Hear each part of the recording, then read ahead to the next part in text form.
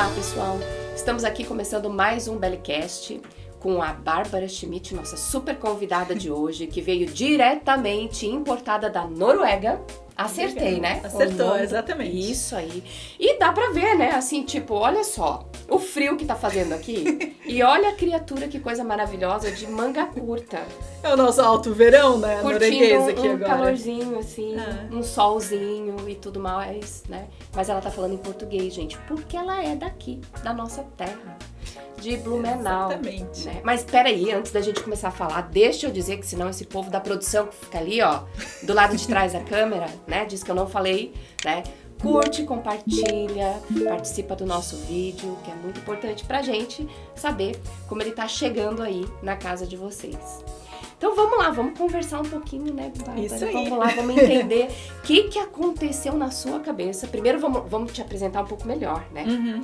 Como é que você, assim, decidiu sair daqui de Blumenau, sair do Brasil e ir parar lá na Noruega, mas antes ainda você foi pra Suécia, foi estudar roteiro. Como foi essa história? Se apresenta, conta um pouquinho de você e já emenda, né? Bom, sou barriga verde aqui, né, de Blumenau. Eu sempre, desde pequena, eu queria, assim, trabalhar com a parte de cinema, de televisão. E meus pais sempre me incentivaram muito, se eu quero ir nessa área, né, vai pra fora do Brasil para se especializar, porque também naquela época... Vai se preparar, né? Vai se preparar. Naquela época, quanto tempo atrás, assim? Assim, 20 anos atrás... Ontem. Não, pois é, já estou velha aqui. Bom, 20 anos atrás, assim, não tinha muitos cursos de cinema, muitas universidades e principalmente especializações como tem aqui no exterior. Aqui em Santa Catarina também, né? Exatamente. E assim, o que tinha era o próprio cinema em si, né? Que daí tu explorava diferentes áreas. E eu já, determinada desde pequena, eu já sabia o que eu queria, porque eu fazia muito curta-metragem com as minhas amigas, todo mundo era os meus atores, e os meus pais também atrás da câmera, assim, ajudando naquilo. Então eu já sabia, assim, mais ou menos o que eu queria. Então eu decidi ir para a Escandinávia, porque eu tinha feito o intercâmbio do Rotary quando eu era jovem, adolescente, e gostei muito de lá, então eu já tinha um pouco da língua, e eu gostava muito e ainda gosto muito, do Dogma Manifest, que é dinamarquês, ali com Lars von Trier, com Thomas Winberg, e também ali na Suécia, com o Ruben Östlund, com o Ingmar Bergman, claro, com a Astrid Lindgren, então assim, várias referências, e eu achava muito exótico, assim, o cinema escandinavo e ir pra lá. Então fiz o roteiro para filme e televisão. Lá em Umeå, fui parar, de Blumenau, fui parar em Umeå, isso fica assim super, super ao norte, perto do círculo... Num lugar bem quentinho, bem quentinho, perto do círculo polar, assim, né? E eu lembro, assim, que para entrar nessa universidade, nesse de roteiro, tinha que fazer várias provas, né? E a última prova, então, era uma entrevista lá mesmo em Umeå. Eu, assim, me candidatei, mas eu não tinha visto no mapa bem onde era essa cidade, né? E daí, quando eu fui lá, e claro, a entrevista toda era na primavera, então quentinho, mas daí, assim, os professores falaram, você tá vindo do Brasil, tu sabes que é menos 20 graus, até, assim, nos extremos, menos 30 nessa cidade. Assim, Pois é, 3 anos lá e realmente, assim, quando eu lembro muito bem, assim, com tanta neve, atravessando as ruas, assim, era um muro, assim, de 3 metros, só de neve, assim, ao em volta, né? Porque eles limpam, né, as estradas para os carros, então eles jogam as neves nas bordas, né? E eu lembro, assim, gente do céu, quando é que eu vou botar minha Havaianas? E demorou. Mas, assim, foi ótimo justamente para fazer essa especialização de roteiro, porque a cidade era meio pacata, então nós, assim, roteiristas, conseguimos realmente viver na bolha. Então a gente tinha muito desses salas de roteiristas, né? E a gente ficava, assim, só vivendo, escrevendo. E foi fantástico, assim. E vinha gente de todo lugar, assim, como é que era? Na verdade, eu era a única. Eu era a única de fora. Eu que caí lá, a única brasileira. E assim, tinha um negócio da língua também, né? Porque o meu sueco não tava 100% para escrever um roteiro. Porque o roteiro tu tens que manjar muito bem da língua, né? Para conseguir não só a descrição, mas principalmente o diálogo, né? Tu tens que achar ali o único de cada personagem, né? Mas isso fui pegando assim rápido, querendo ou não, na hora que tu estás sempre muito curiosa, então tu vais pegando assim formas que diferentes pessoas vão falando e eu ia incorporando isso nos meus personagens. Mas é uma língua complicadinha. E nesse primeiro caminho que você fez, você olhou mais para live action? Ou assim, Exatamente. Já tinha um carinho por animação? Não, como é que na foi? verdade, a animação estava bem distante. Eu fui começar a pensar em animação quando eu me mudei para Noruega. Daí, porque assim, na Suécia, depois que eu me formei, eu trabalhei muito com live action só, né? Como assistente de produção, como dramaturga, selecionando os roteiros que entravam na produtora. E estava em set, então eu fiz várias funções assim atrás da câmera. Foi ótimo, um ritmo bem puxado, bem diferente da animação, né? Mas quando eu me mudei para a Noruega, para a cidade que hoje eu estou, não tinha nada com cinema. Então eu comecei a escrever roteiros, não só para live action, mas daí eu comecei a escrever então livros infantis. E daí esse universo me encantou. Porque é assim, um universo que tu pode deixar tua imaginação completamente livre, solta, né? E tem toda a mágica. E daí eu ficava pensando, como é que eu vou traduzir isso pro filme, né? E a animação... São duas coisas diferentes, né? Como é que você se expressa no papel e depois vai trazer aquilo pro audiovisual, fazer acontecer de uma forma legal, né? E assim, a diferença que eu escrevendo para live action, como tu estás naquela máquina, digamos, de produção, eu já escrevia pensando que, isso aqui vai ser muito caro. Isso aqui já com olhar de produção que vai dificultar, ou quantas locações. Muito bem. Exatamente. E assim, imagina assim, tu tá escrevendo para... livros infantis, e daí tu começa a pensar, e agora como é que eu vou traduzir isso? A animação tu pode, claro, não tem muitos cenários, porque isso também é um custo, né? Mas assim, tu pode embarcar em outros mundos. E isso no live action tu não consegue embarcar realmente, assim, a tua imaginação pode um pouco mais difícil de produzir, né? Não quer dizer que não dá pra fazer, mas é um pouco mais difícil de fazer acontecer. E daí tu vai vendo, né? Os outros recursos que tem, tudo isso começou a me fascinar muito. Isso que fez eu immerse, né? Assim, merger pra parte de animação. Mergulhar, exatamente. Isso. Aqui, ó, Esquadrão.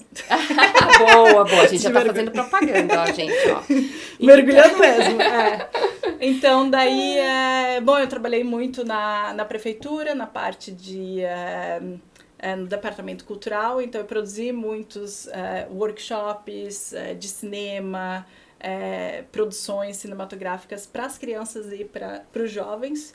Então eu estava muito, muito perto desse target audience, da audiência, desse público, né? Entendendo bem as necessidades, o que eles estão vendo, entendendo, assim, entrando na cabeça deles, e daí foi tudo muito fluindo assim, para esse lado da animação, para esse lado de produzir para crianças, ter sempre esse contato perto com as crianças. E se você comparar assim, o público adolescente e o público mais infantil, qual que você acha mais difícil para você como roteirista, né? Escrever para eles e pensar na história? Olha, qual que você se identifica mais? Eu me identifico mais... Bom, eu gosto de ambos, né? Mas eu identifico mais com as crianças. Porque eu me lembro, assim... daí vai de volta para eu própria, do quanto eu me lembro das séries, do que eu via nessa época e o quanto isso me marcou, né? E o quanto que emoções que traz quando tu se lembra dessas séries de referências que eu tenho da minha parte. E daí eu quero muito, né? Um dos meus objetivos é ser uma dessas, produzir algo que realmente marque a criança, marque na vida futura. E assim, escrever para os adolescentes, eles estão numa fase de transição muito, de descobrimento. Então, tudo muda muito rápido e tá ali explorando. E agora com a internet, com esse mundo que a gente está vivendo, que é tudo tão rápido, eles estão... O desafio é maior, né? O desafio é maior porque eles estão expostos a tantas outras coisas que tu vê, assim, por exemplo, o Instagram, tu tem que realmente catch em 30 segundos, né? Cada vez essa janela tá ficando mais e mais apertada, né? As faixas etárias estão diminuindo do que a criança gosta, né, de uma para outra. O tempo que ela fica apaixonada por uma série, ai, nossa, pra gente que produz, é um desafio maior ainda de fazer essa criança ficar mais tempo nesse processo, né, de gostar daquele personagem, de querer ver mais coisas, né? O que as crianças lá na Noruega estão vendo, hein? Pode Elas contar pra gente. estão vendo muito Bluey. Bluey, agora é um momento de Bluey. Né? Bluey. E eu acho, assim, muito interessante sobre a trajetória do Bluey. Porque eu li, assim, um pouco sobre como que eles, eles começaram com a TV australiana, a TV nacional. Daí a Disney comprou a distribuição, pegou no Disney Channel e no Disney Plus. E daí começou o boom, né? E tu vê, assim, que realmente as crianças, ali elas gostam muito do Bluey por ser um personagem muito simpático, mas que retrata, assim, o dia a dia delas, de uma forma bem leve. E tá trazendo temas delicados, né? Tá exatamente, mas assim, de uma forma tão sutil. Não é aquela coisa assim, agora você vai aprender sobre isso. Mas não, é uma forma assim que tu realmente fica... E até agora os adolescentes, porque o Bluey teve a estratégia agora de marketing no TikTok. Então tem adolescentes agora que estão repostando no TikTok do Bluey, que na verdade não tinha nenhum conhecimento, porque não é a faixa etária deles, mas é só porque é um personagem tão simpático, e daí começa a ver em tudo quanto é lugar, e começa a realmente ver assim, nossa, que história gostosinha, né? É algo assim que realmente... Quero ver mais. Quero ver mais. Daí realmente fica assim, porque o Bluey, a família do Bluey é bem acolhedora, né? E o universo do Bluey é bem aconchegante. Então, por isso que virou esse fenômeno, né? Mundial, e agora, né? Tá sendo... E agora eles estão atrás do próximo Bluey.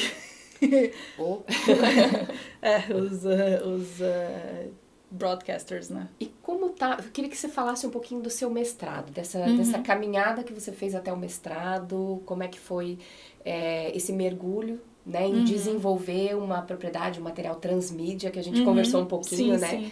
Então, conta aí um pouquinho pra gente gravar e compartilhar também. Então, eu fiz o mestrado na Escola Nacional de Cinema Norueguesa e com especialização Film Producers. Eles, tem vaga só para 3, né? Cada 2 anos. E a minha, então, especialização de Film Producer foi o desenvolvimento de propriedade intelectual, IP, Intellectual Property. E nesse caso, então, eu apliquei para esse mestrado com uma ideia de uma série de livros que está em desenvolvimento.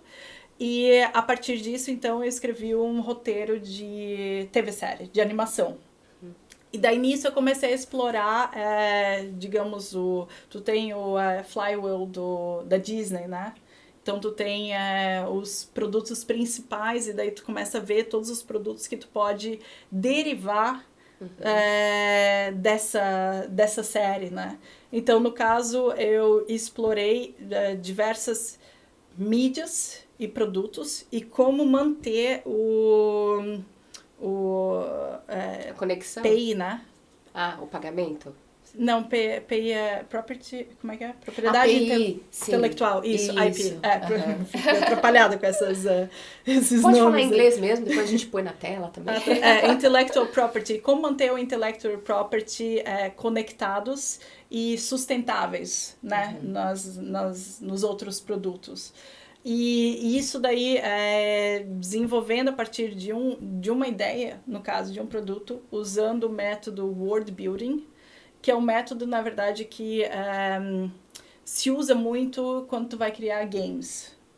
Então, tu usa muito assim, tu abrange o mundo inteiro ao redor de uma ideia, tu explora muito e nisso tu consegue, então, desenvolver vários produtos a partir disso e manter eles sustentáveis. E como que eles conectam, né, os interconnect.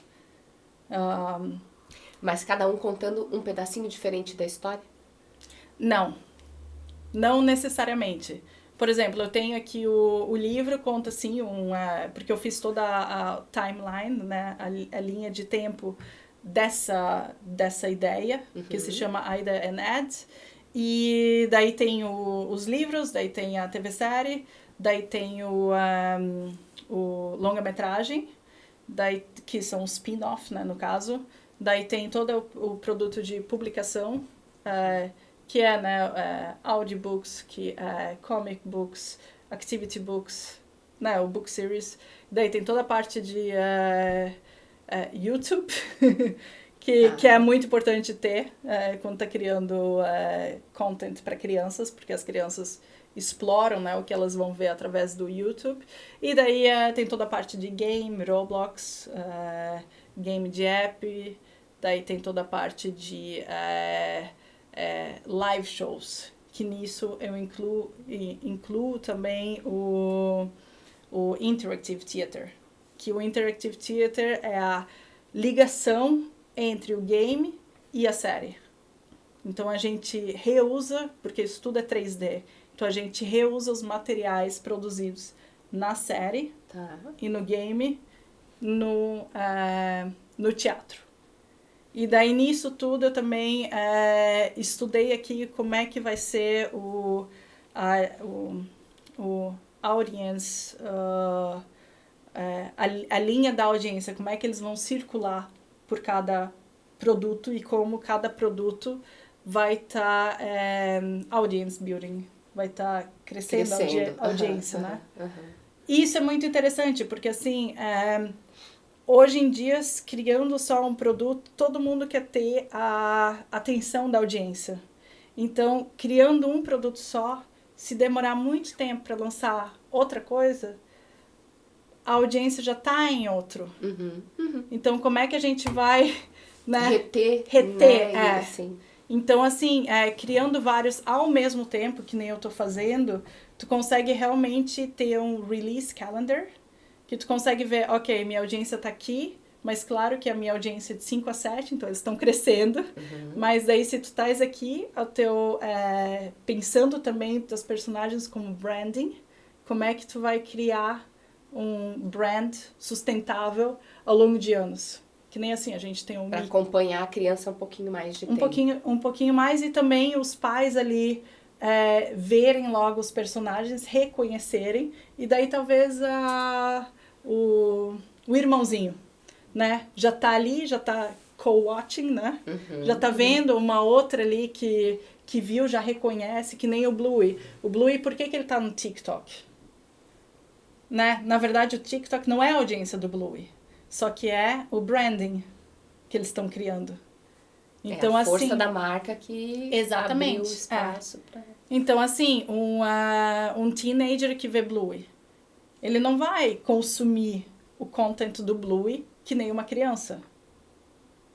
Mas está ali porque a marca está crescendo, sendo forte.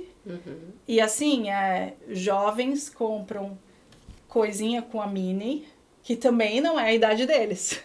Mas está ali a força da marca, né?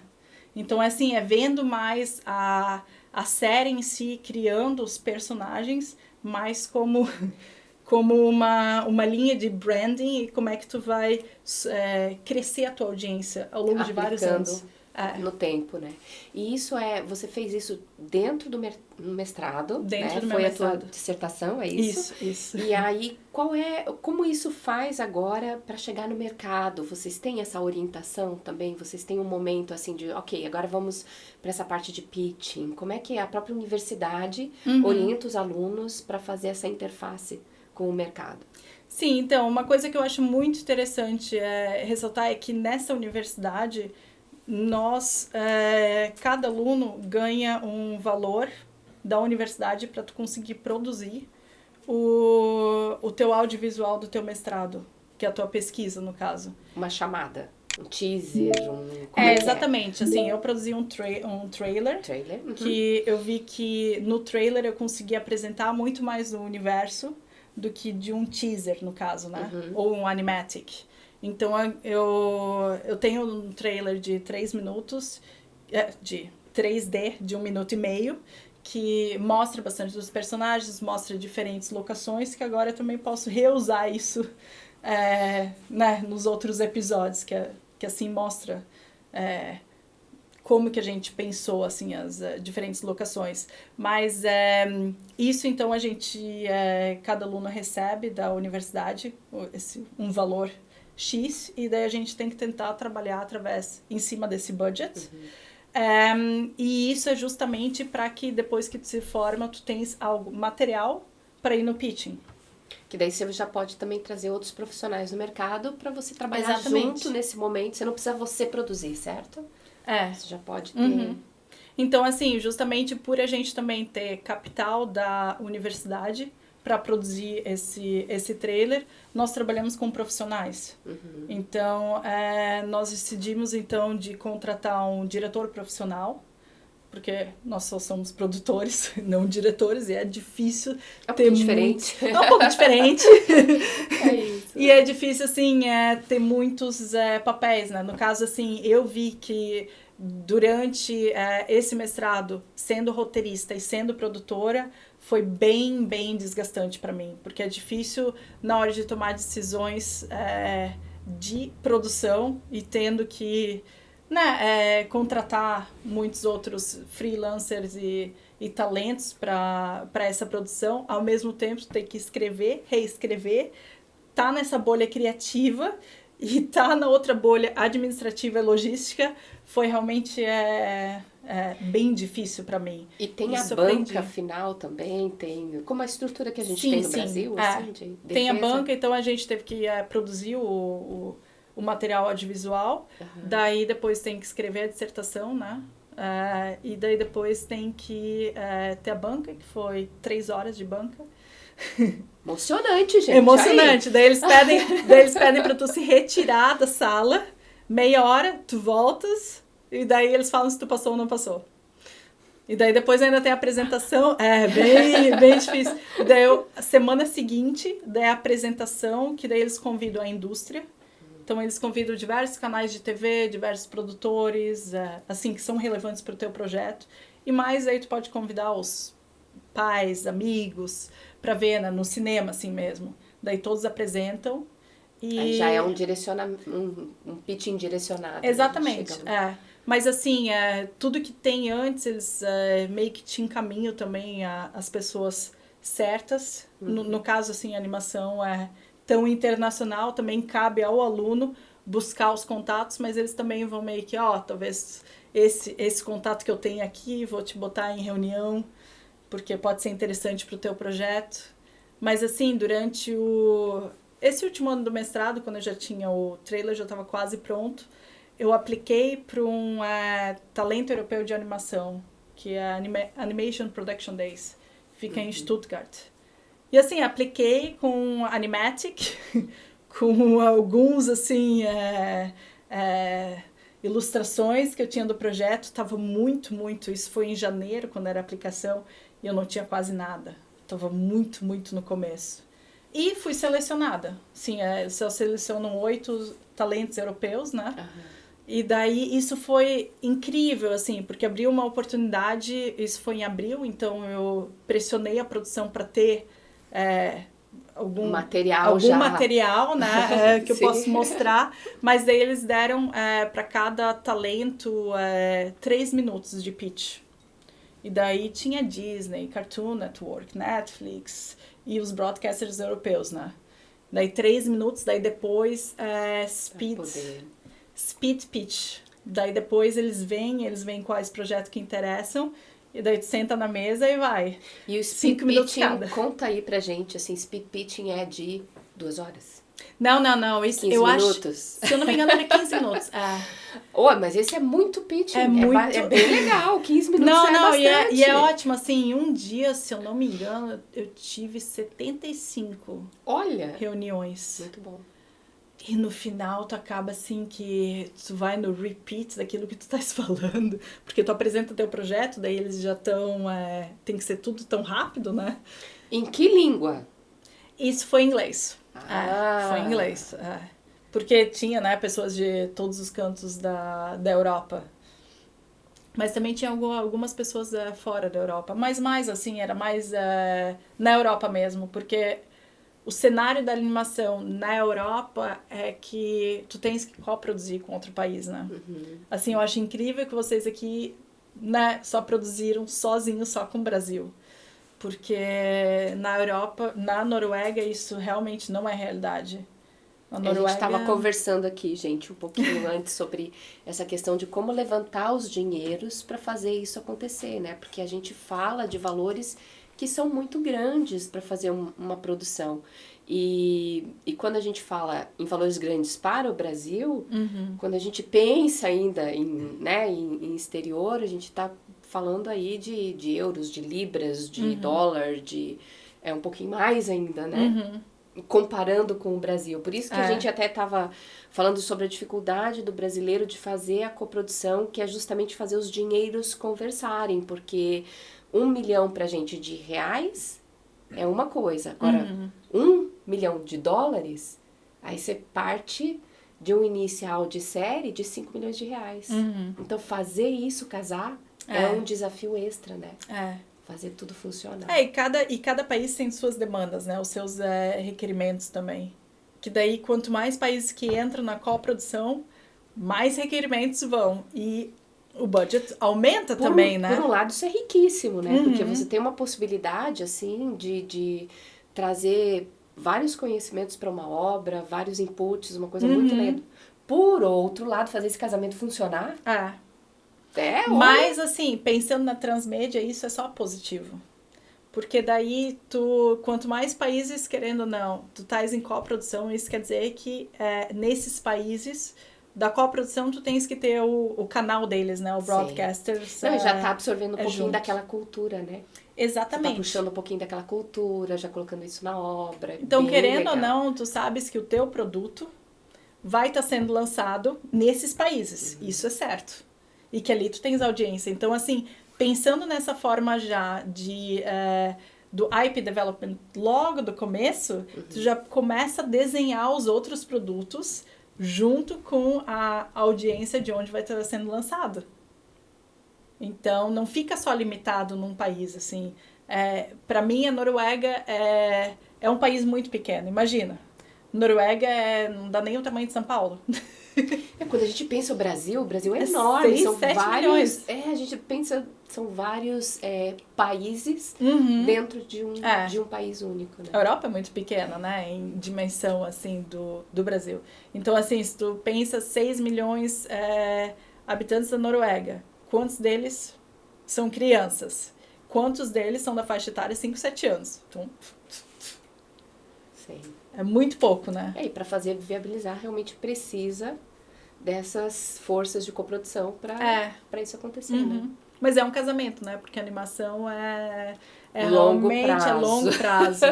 Então, assim, quando tu começa a ver, assim, o tempo de development, o tempo de pré-produção, produção, pós-produção, a minha série que é 3D, quando eu vejo assim, sendo bem pé no chão, se tudo fluir do jeito que é para fluir, com bastante, né, tranquilidade, o que não é, né?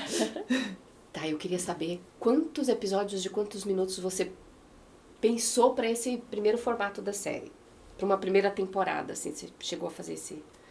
Sim, a primeira temporada, na verdade, assim, os broadcasters europeus, na verdade, eles querem 52 minutos, né? 52 episódios. 52 episódios de 11 minutos. Certo. Mas eu, começando, vou levantar o capital agora de 23 episódios, vezes 11 minutos. Metade? Metade, Tá, então 26. 26, quer dizer, não é 23, 26. 26 de 11 minutos. Para justamente ver como é que a série vai desenvolvendo. Mas claro que isso que também é bom, assim, com 3D tu reusa muito, né? Uhum. Então fazer 52 de 26, a diferença de budget que tu tem que levantar é bem pouca. Porque é muito tu reusa, né? Tem como direcionar, né? E como é que você tá sentindo, assim, a questão da chegada dos streamings, né? Que vem vindo ao longo dos anos, vem se posicionando de uma forma a pegar muito, né? Dessa audiência, assim. Como tá isso na Europa, assim? Você pode contar um pouquinho pra gente? Assim, a perspectiva que eu tenho é bem pequena, só ali da Noruega, o que eu tô vivenciando, então eu não posso falar pra Europa inteira. Tá. Mas, assim, o streaming, claro, as crianças realmente estão muito, né, no streaming, mas o YouTube é o canal onde elas estão indo, que tá no top. E depois, assim, o canal norueguês próprio, eles têm um aplicativo, que nem acho que a Globinho não tem também algum aplicativo. E isso chama muito as crianças. Então, esse de sentar e ficar aguardando, que eu achava muito gostoso quando eu cresci aqui no Brasil. A gente tinha um horário, né, pra escola. Antes de ir pra escola, tem aquele episódio da She-Ra, do He-Man. Sabe que é tantos minutos, né? Daí tu ficava esperando, né? E tem aquela toda espera, tudo. E hoje não tem mais isso, né? Eu acho que isso perde um pouco do charme. Porque eu achava muito gostoso. E e as crianças vão vendo um atrás do outro, né? Então não tem aquela assim, espera uma semana pra ver o que vai acontecer. E eu lembro de assim, quando tu esperava, tu já começava a pensar, eu fazia o meu próprio episódio na cabeça, o que ia acontecer depois. E hoje é uma atrás do outro, né? De muita coisa e que eu acho que a gente vai ter o resultado disso ainda daqui a algum tempo, né? Porque é muito estímulo, é muito de tudo para a criança, muita informação muito cedo, que ela ainda não tem capacidade de absorver e de lidar. Né? Esses dias eu estava lendo um material de um neurocientista que diz que o cérebro humano ele fica formado em torno dos 21 anos. Né? Então, até os 21 anos, você ainda tem uma caminhada de formação. Imagina a criança bem pequena lá, que a gente está falando de idade pré-escolar, um pouquinho depois ainda, o quanto tá recebendo de estímulo do mundo e o quanto isso colabora para sua própria aceleração e angústia em relação a um monte de coisa, né? De querer criando fazer rápido, tudo de querer, né?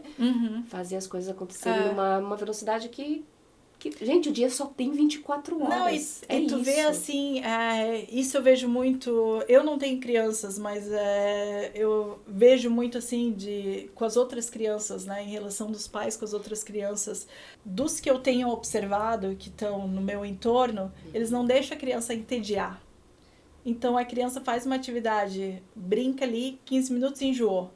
Daí os pais vão lá e dão um estímulo, outro estímulo, enjoou, então pega aqui. Assim, antes, eu acho que isso está muito ligado também nós com a tecnologia, com o celular toda hora, né? Que assim, que tá esperando o ônibus em vez de, por exemplo, ver o entorno, a gente tá ali, pega o celular, aproveita e já faz outra coisa. E a mesma coisa a gente está fazendo com as crianças, o que eu tenho observado. Isso, querendo ou não, a gente não deixa se entediar. Nós próprios não nos deixamos nos entediarem, não estamos deixando as crianças entediarem também. E através do entediamento também, a gente começa a pensar criativo. A gente começa a deixar a fantasia ali fluir. E as ideias ali vão surgindo, né?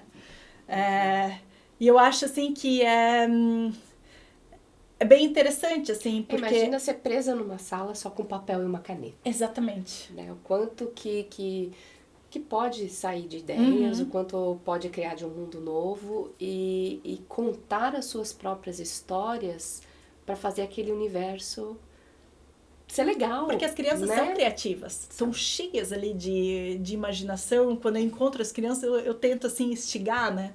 Mas o que tá pensando? Mas, né, tentar sair fora dessa caixa aí. Eu sempre penso que o nosso trabalho como adulto é tentar não atrapalhar muito. Deixar aí, né? Deixar aí. Mas eu acho, assim, eu li um livro que se chama Stolen Focus, do Johan Hari. Não sei se já chegasse a ler sobre esse livro. Não, esse não. Mas é justamente sobre isso que eu falei aqui, de toda hora nós estarmos buscando estímulos e não nos desligando tanto dessa tecnologia do celular, né? E como isso também está refletindo nas crianças. Então, eles fizeram uma pesquisa que deixaram na escola. Era para ter, assim, aula normal, depois de uma aula ia continuar outra. Daí a professora chegou, assim, com uma caixa de box de Lego, botou no meio, falou assim, agora é livre. As crianças, muitas delas ficaram assim, não sabiam o que fazer. Ficaram assim, olhando para aquilo, assim, e agora? Demoraram até alguém começar a pegar alguma coisa e outras ficaram completamente perdidas e perguntaram para a professora, o que é para eu fazer agora? Mas como que eu vou brincar disso sozinha? O que é para eu construir? E assim, tu vê, né, o quanto que realmente falta essa liberdade de não toda hora falar o que é para ser feito e deixar realmente tu explorar mais esse lado criativo, esse lado mais de fantasia, do papel e caneta sem nada escrito, sem falar assim, agora você vai desenhar uma baleia. Não, desenha o que vem, né? E deixa o tempo até vir, né? Não falar assim que não veio nada, então agora tem que vir, né? Assim, apressando. Não, deixar tudo no tempo. Deixar a coisa acontecer. Mas assim, nós mesmos, né? Quanto tempo faz que a gente não sentou num papel em branco? Para fazer uma dobradura, para pintar, qualquer fazer coisa, alguma coisa, né? Deixar a nossa criatividade ir. A gente acelera muito as coisas mesmo. E ver o entorno, né? Nós trabalhando com toda essa parte de criação e animação é muito assim a observação, né? Do nosso mundo em torno e como é que a gente vai então redesenhar isso no universo que a gente está criando com as formas, com as ilustrações, tudo ali, né? Desse mundo que a gente vive, como é que a gente vai estar redesenhando isso no nosso mundo, né? Bárbara, eu tô muito curiosa de ouvir você falar uma frase em norueguês, em sueco, em... Como que é? Porque, assim, quando a gente começou a fazer a dublagem das nossas séries, né? A gente percebeu o quanto é desafiador caber o tempo, entender até as outras culturas um pouquinho, né? Nossa, e às vezes parece que... Quando eu recebi, por exemplo, a dublagem do Boris e Rufus, que vem em mandarim, eu escutei, assim, eu pensei, nossa, parece que eles estão brigando o tempo todo. Porque é um jeito, é uma entonação, é uma forma de falar, porque a gente aqui no Brasil acaba estando acostumado ao inglês, o espanhol, o francês, porque são alemão, línguas que chegam... Blumenau, né? Blumenau também, né, com o alemão, mas o alemão também é um pouco mais rígido no seu jeito de falar, assim, né? Mas como é... Vamos lá, vamos pensar numa frase. Que frase você vai falar aí nessa língua? Podia falar um bom dia Blumenau pra gente, assim, pra gente ver como é. Tá, em norueguês? Norueguês primeiro, vamos lá. God morgen, Blumenau. Tá muito parecido! Tá muito parecido! Parecido com o alemão. Guten Morgen, né? Então, God morgen. E em sueco é bem parecido com o norueguês. Então, God morgen, Blumenau. E não tem, assim, da entonação mudar todo o sentido da frase também? Isso depende de frase em frase. Isso, agora sim, vindo rapidamente, eu não consigo pensar numa entonação que muda. Mas, bom, por exemplo, uma coisa assim que é bem norueguesa é quando tu já encontrasse uma pessoa antes, sei lá, encontrasse, falasse oi, ou encontrasse numa festa, ou tivesse uma reunião. Isso pode ser assim, há 5 anos atrás. Daí tu reencontra essa pessoa. Tu fala assim, tack för sist. Obrigada pela última vez. Olha. Aí tu fica pensando assim, né? Quando que foi a última vez? Eu não me lembro. Mas eles falam de qualquer forma, tack för sist. E em sueco não tem isso. Eles não falam. Então isso é uma coisa assim bem norueguesa. E isso pra mim, quando eu me mudei pra Noruega, daí eles falavam tack för sist. Daí eu vinha olhar pra pessoa, quando que foi sist? Sist é última vez, Última né? vez. Eu olhava assim, quando que foi a última vez? Mas é uma maneira, assim, só gentil, né? Uhum. Digamos, de falar. Eu acho que é meio o nosso de nada, né? Obrigado, de nada. É. É estranho também se for pensar de nada, por nada, talvez. Não sei, mas é isso. Tem umas coisas que são muito da cultura que vai sendo Mas assim, no construído, caso, né? se fosse dublar, né? Tu nem ia falar obrigada pela última vez. Vai ficar bem estranho, né? Não. Falar assim, né? Olá, ia fazer obrigada justamente pela essa última adaptação. E outra coisa que é muito incrível, assim, que vem nesse desafio da dublagem, é fazer caber os tempos, né? É. Então... Vocês estavam falando antes do japonês, não era? Isso, falou não e era uma frase enorme, daí frase fica ali enorme pra poder... O personagem fica ali, né? E você não vai entrar, abrir o arquivo de novo pra mexer na cena, né? Então tem que inventar alguma coisa. E nisso eu acho que brasileiro, assim, é incrível, porque a gente cresceu ouvindo muitas coisas de fora. Então a dublagem pra gente se tornou muito natural e essa adaptação pra nossa língua muito natural. Agora a gente tá aprendendo um outro caminho que é a voz original. Então a gente vai... os produtos estão saindo do Brasil para ir pro mundo, a gente entra com os atores para fazerem a primeira voz e eles encontrarem esse personagem, né? Então, aí é muito legal, porque aí eles têm uma liberdade também de encontrar aquele personagem e fazer, né, aquela entonação, aquele jeitinho, conforme as características, claro, né, que foram pensadas para aquele personagem, mas encontrar aquela voz é muito legal.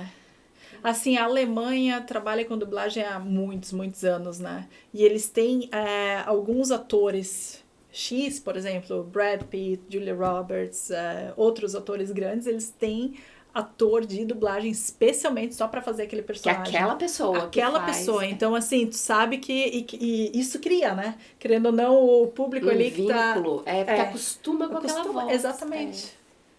Eu acho uma delícia. É uma delícia.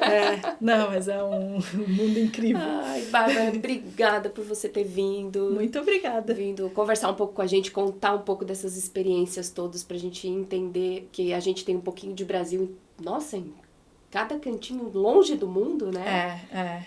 E tô vendo que você continua com calor. Eu falo que brasileiro é que nem formiga, né? Surge em qualquer canto do mundo. E é um monte, né? Vai indo. Vai se conectando. É isso. E eu tento, assim, com os meus projetos, sempre tentar criar essa ponte, né? Entre a Escandinávia, Blumenau, Brasil, que, bom, sou brasileira, meu coração tá aqui, então eu quero sempre estar trazendo e volte pra cá mais vezes, venha pra cá mais vezes pra conversar com a gente, contar como é que anda esse projeto, quem sabe daqui a pouco a gente consegue fazer alguma conexão legal. Pois é, isso seria fantástico. Muito bom. Muito obrigada, Aline. Gente, obrigada por vocês terem acompanhado até aqui. Não esqueçam de curtir nosso canal, compartilhar e deixar também alguma observação nos comentários, tá? Até mais. Obrigada, tchau. Fala em outra língua. Então eu vou falar esse tchau. Né? Podia falar em norueguês. Norueguês, tá bom. Bom, então tchau em sueco, hej då. Em norueguês, ha det. Tchau, pessoal. Ha det.